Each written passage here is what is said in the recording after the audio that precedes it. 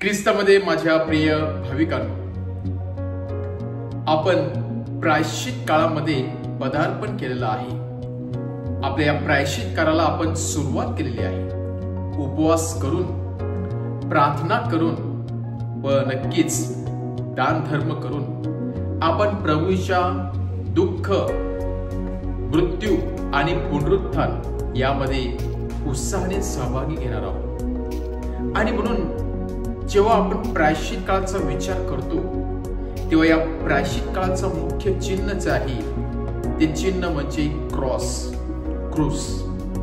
कारण क्रूसाशिवाय मानवी जीवनाला अर्थ नाही। कारण या क्रूसाद्वारेच ख्रिस्ताने तुमचं, माझं आणि संपूर्ण जगाचं तारण केलेलं आहे। आणि ख्रिस्ताचं जीवन देखील दुःख सहन, मृत्यू, पुनरुत्थान या महान गोष्टीवरती अवलंबून होतं। प्रथम प्रभू येशू ख्रिस्ताने दुःख सहन केले म्हणून स्वर्गीय मुकुट, तो पुनरुत्थानाचा जिवंत अनुभव, ते पुनरुत्थानाची पहाट त्याच्या जीवनामध्ये त्याला पाहायला मिळाली। आणि म्हणूनच प्रभू येशू ख्रिस्त त्याच्या मागे येणाऱ्या अनुयायांना एक सुवर्ण संधी देत आहे। जर तुम्हाला जीवनाचा मुकुट हवा असेल तर या क्रूसाला तुम्हाला आलिंगन द्यावं लागेल। या क्रूसाला तुम्हाला मिठी मारावी लागेल। जरी तो क्रूस आपल्याला नकोसा वाटत असेल तरी सुद्धा या क्रूसाशिवाय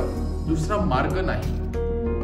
नवजीवनाकडे जाण्याचा मार्ग या क्रूसाद्वारे सुरुवात होत असतो, क्रूसाद्वारे येत असतो। क्रूस जणू काही स्वर्गाच्या मध्ये असणारा एक दरवाजा आहे, एक बोगदा आहे, भुयारी आहे की त्याद्वारे आपण नवजीवनामध्ये प्रवेश करू शकतो। आणि जी व्यक्ती या क्रूसापासून पळून जाण्याचा प्रयत्न करते, ज्या व्यक्तीला शॉर्टकट हवा असतो, ज्या व्यक्तीला दुःख, संकटे, अप्स अँड डाऊन्स नको हवे असतात, त्या व्यक्तीला स्वर्ग प्राप्ती होऊ शकत नाही, सार्वकालिक जीवनाचा अनुभव येऊ शकत नाही। आणि म्हणून प्रभू येशू ख्रिस्त सांगत आहे, माणसाने सर्व जग कमावलेलं आहे, किंबहुना मनुष्य त्या जगाच्या रीती चालीरीती रवाप्रमाणे चालत आहे, सर्वप्रमाणे जगाप्रमाणे जात आहे।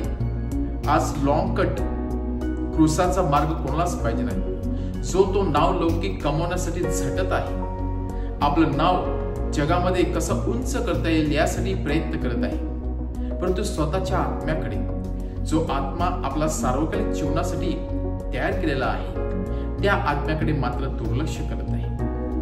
जे शरीर आज आहे आणि उद्या मातीमध्ये जाणार आहे, जे आपण पवित्र बुधवारी याच्याच विषयी आपला आठवण करून दिलेली आहे की आपण मातीपासून निर्माण झालेले आहे, मातीमध्ये जाणार आहे। पण जी गोष्ट अमर राहणार आहे, जी गोष्ट विधात्यासमोर जाणार आहे ती म्हणजे आत्मा।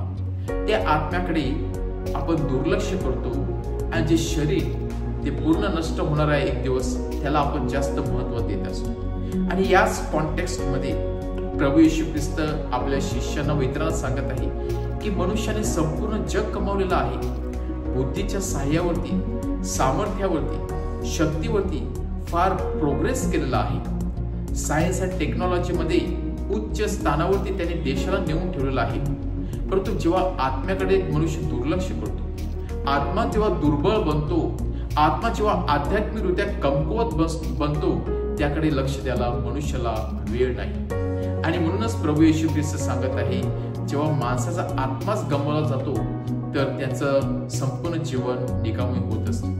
आणि म्हणून या प्रायश्चित काळामध्ये असताना आपण केवळ शरीराचं सौंदर्य वाढवण्यासाठी महत्व न देता आत्म्याचं सौंदर्य कसं वाढवता येईल, आत्म्याचं रक्षण कसं करता येईल त्याकडे आपण लक्ष दिलं पाहिजे। आणि म्हणूनच क्रूसाद्वारेच आपण आपल्या आत्म्याचं रक्षण करू शकतो। या क्रूसाद्वारेच आपण आत्म्याला सजवू शकतो, आत्म्याला पवित्र करू शकतो। आणि म्हणून ज्याप्रमाणे या 40 दिवसाचा प्रवास आपण सुरू करत आहोत, आपण आपला आत्मा कमवण्याचा प्रयत्न करूया।